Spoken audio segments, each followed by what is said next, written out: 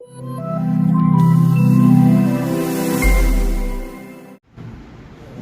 प्रदेश में विधानसभा चुनाव तैयार हैं। सभी दल अपनी अपनी तैयारी कर रहे हैं। आजाद समाज पार्टी भी बहुजन समाज के सभी संतों गुरुओं महापुरुषों के आंदोलन को आगे बढ़ाने के लिए मैदान में है। तो उत्तर प्रदेश जो पिछले 4.5 साल में बदहाल हुआ और अब दोबारा से उत्तर प्रदेश में जिस तरह से माहौल खराब करने के लिए भारतीय जनता पार्टी के लोग सक्रिय हो गए, तो 1 तारीख से आजाद समाज पार्टी उत्तर प्रदेश में साइकिल यात्रा शुरू करेगी। वो साइकिल यात्रा सभी गांव में जाएगी, हर घर तक जाएगी और सरकार ने जो वादे किए थे अपने मैनिफेस्टो में या जो भी सरकार ने किया है और उसका खामियाजा जो उत्तर प्रदेश की जनता ने भुगता है, एक कार्यक्रम के रूप में पूरे उत्तर प्रदेश में घूम घूम के आजाद समाज पार्टी कार्यकर्ता सरकार के झूठे वादे और सच्चाई को बताने के लिए काम करेंगे, जिससे कि जनता दोबारा इनकी बातों में ना आए और अपनी लड़ाई को, क्योंकि वोट भी एक तरह का हथियार है, उस हथियार का सही प्रयोग करें और उत्तर प्रदेश की जनता को बचाने के लिए 2022 के विधानसभा चुनाव में अच्छे निर्णय लें।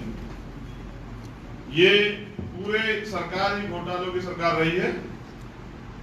भारतीय जनता पार्टी उत्तर प्रदेश की जनता से राजनीति करती आई है।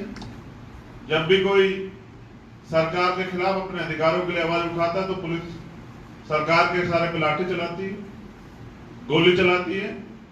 किसी जाति धर्म वर्ग के लोग हों जो इस सरकार में शोषण के शिकार ना हुआ, ऐसा नहीं हुआ। लेकिन अब इस निकम्मी सरकार से और एक्सीडेंटल मुख्यमंत्री से उत्तर प्रदेश को मुक्त कराने के लिए हम लोग मैदान में हैं। तो इनकी सरकार में जो सबसे नजदीकी जो घोटाला चल रहा है, जो 69,000 शिक्षक भर्ती घोटाला हुआ, जिसमें दलितों और पिछड़े वर्ग के लोगों के साथ जो बच्चे थे अभ्यर्थी, उनके साथ जो धोखा हुआ, उनकी सीटें जो है अपने चहीते लोगों को षड्यंत्र करके जो दे दी गई। जो पिछड़े वर्ग और दलित वर्ग की पार्टियां वो सब चुप रही, लेकिन आजाद समाज पार्टी ने अभी पिछले इसी महीने में पूरे उत्तर प्रदेश में सभी जिला मुख्यालयों पर माननीय राष्ट्रपति महोदय के नाम ज्ञापन दिया और ये मांग की कि सरकार को ये गैर संवैधानिक कार्य करने से रोका जाए। अगर अब भी सरकार नहीं मानती तो फिर दोबारा से जो है 1 दिवसीय आंदोलन जो है उत्तर प्रदेश में सभी जिला मुख्यालयों पर किया जाएगा। तो किसान विरोधी बिल पे आप देख लीजिए, सरकार का समर्थन है और जहां जहां उत्तर प्रदेश में किसान सड़कों पे आए तो वहां लाठियां। उसके बाद हमारे जो बेसिक मुद्दे रहेंगे जिनके बारे में मैं जिक्र कर रहा हूं साइकिल यात्रा में, और ये साइकिल यात्रा संदेश माननीय काशीराम साहब ने दिया था। ये पैसे की राजनीति ने लोकतंत्र को निकम्मा कर दिया, भ्रष्ट बना दिया। गरीब आदमी चुनावी राजनीति में उतरने के लिए तैयार ही नहीं है, क्योंकि उसको लगता है कि उसके पास तो पैसे नहीं है। तो जो लोग वोट देते हैं उनको तैयार करने के लिए साइकिल रैली है कि लोग सशक्त हों, लोकतंत्र में अपनी भूमिका को समझें और ये भी समझें कि वोट का अधिकार जो है, उस वोट के अधिकार के बलबूते गरीब का बेटा भी जो है विधायक और एमपी बन सकता है। अब तो प्रमुखी का चुनाव में देखिए सत्ता का किस तरह दुरुपयोग हो रहा है। जिला पंचायत अध्यक्ष पद में कि जो मेंबर जीते हुए उनको जबरन उठाया जा रहा है, रोज हंगामे हो रहे हैं पश्चिम उत्तर प्रदेश और पूरे उत्तर प्रदेश में ही। तो जातिगत जनगणना ओबीसी वर्ग की जो हो तो जरूरी भी है, क्योंकि मुझे लगता है जब उनकी जनगणना नहीं होगी तो उनके विषय पे बात ही नहीं होगी। उनके लिए नीतियां कैसे बनेगी? नीतियां बनाने के लिए उनकी संख्या जानना जरूरी है। तो जातिगत जनगणना पिछड़े वर्ग के लोगों के लिए और दलित वर्ग के लोगों के लिए जरूरी है, माइनॉरिटी के लिए भी, कि जो उनकी हिस्सेदारी उनको मिल सके। उनको 27% आरक्षण क्यों? कानून व्यवस्था आप देख लीजिए उत्तर प्रदेश में कई मामले तो आपने हाथरस जैसे भी देखे, उन्नाव जैसे, कि जहां पूरी सरकार जो है आरोपियों के पक्ष में खड़ी हो जाती है और आरोपियों को बचाने के लिए तमाम तरह के प्रयास किए जाते हैं, परिवार को डरा धमकाया जाता है, लेकिन जनता की ताकत के आगे सरकार को घुटने टेकने पड़ते हैं। और उसमें मीडिया का भी बड़े अहम योगदान था, जिसके कारण वो न्याय जो है अभी प्रक्रिया में है कि न्याय मिलेगा। तो रोज रेप होते हैं, हत्याएं होती हैं, मारपीट होती है, ये जुल्म ज्यादती जो है सभी वर्गों के लोगों पे हो रही है, लेकिन ज्यादा इसके शिकार दलित वर्ग के लोग हो रहे हैं। और जो खुद को दलितों का नेता बताते हैं वो इन हत्याओं पे, रेप पे कभी बोलते भी नहीं। तो इसलिए समाज में झटपटाहट है, और वो जब ये मुद्दे उनके सामने रखे जाएंगे तो उनके फैसले जो है 2022 में देखने लायक होंगे।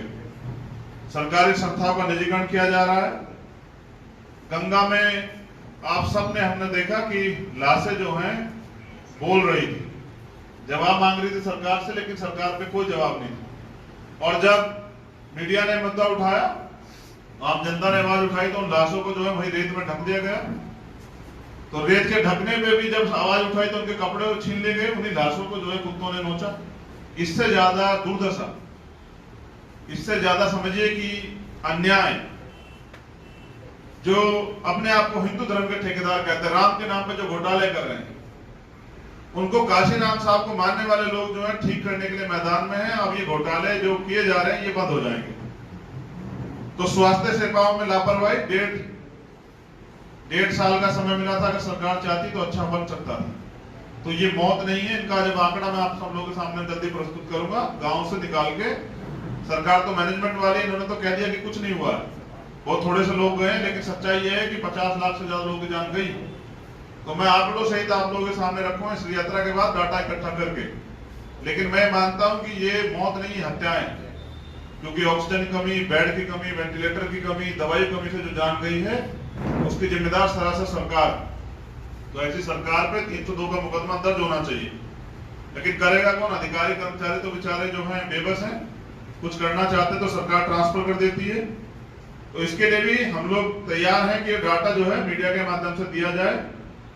और जिस तरह से महंगाई बढ़ रही और कानून, कृषि कानून के खिलाफ किसान मैदान में, लेकिन फिर भी आप समझिए कि कृषि उपकरण, खाद, बीज, कीटनाशक दवाइयों की महंगाई इस बात का प्रमाण है कि सरकार को किसानों से कोई हमदर्दी नहीं। अब किसान भी तैयार हैं, वो इनको घुसने नहीं दे रहे हैं गांव-गांव में, लेकिन अब वो 2022 में भी अच्छे निर्णय लें तो उनकी बातों को लेकर भी साइकिल यात्रा में चर्चाएं होंगी। शिक्षा का बाजारीकरण हो रहा है। दलित और पिछड़े वर्ग के लोग तो बेबस बन गए, क्योंकि हायर एजुकेशन में जो स्कॉलरशिप खत्म कर दी, बजट कम कर दिया, स्कूल बंद कर दिए, ठेके खुलेंगे, सब चीजें खुलेंगी, रैलियां होंगी। मुख्यमंत्री यहां से बंगाल चले जाएंगे, असम चले जाएंगे, केरल चले जाएंगे, लेकिन उत्तर प्रदेश की बर्बादी का बेहाल जो है उस पर जो है लोग हंसते रहेंगे, दुनिया हंसती रहेगी। तो एक्सीडेंटल मुख्यमंत्री की वजह से उत्तर प्रदेश की जनता को बहुत कुछ झेलना पड़ा। मॉब लिंचिंग हो रही है, सांप्रदायिक दंगों के माहौल बन रहे हैं। अब मैं इस पे साफ तौर पर कहना चाहता हूं कि वो किसी जाति धर्म के लोग हों, ये प्रदेश और देश सबका है। अगर सरकार ये सोचती है कि राजनीतिक स्वार्थ में भाईचारा बिगाड़ने का काम करेगी, तो इस भाईचारा को मजबूत करने के लिए जाति तोड़ो, समाज तोड़ो, भाईचारा बनाने के लिए गांव में नुक्कड़ सभाएं, तमाम तरह की जो है सांस्कृतिक प्रोग्राम किए जाएंगे कि सभी वर्गों के लोगों में भाईचारा बना रहे। ये भाईचारा सरकार के हथकंडों पे जो है ना टूट ना जाए। डीजल पेट्रोल के दाम बढ़ रहे हैं, तो अभी तो विरोध भी नहीं करोगे, एस्मा लगा रखा है, कोई सरकारी अधिकारी कर्मचारी विरोध नहीं करेगा 6 महीने के लिए। लेकिन वहीं जब इनकी सरकार नहीं थी तो ये रोज गैस सिलेंडर गले में टांग के घूमते रहते थे, सब्जियों के भी हार बनाते थे। लेकिन आज डीजल पेट्रोल के दाम जो है ना वो आसमान छू रहे हैं, शतक लगा दिया है, लेकिन कोई बोलने को राजी नहीं। में इतनी हिम्मत नहीं है कि वो उच्च पदों पर रह के प्रदेश में अपने योगदान दे। इसके लिए सबसे बड़ा कारण यह है कि सरकार कहने को तो सबके साथ सबके विकास की बात करती है, लेकिन विकास तो जो है मुख्यमंत्री और आरएसएस बीजेपी के लोगों का हो रहा है, विनाश जो उत्तर प्रदेश की जनता का हो रहा है।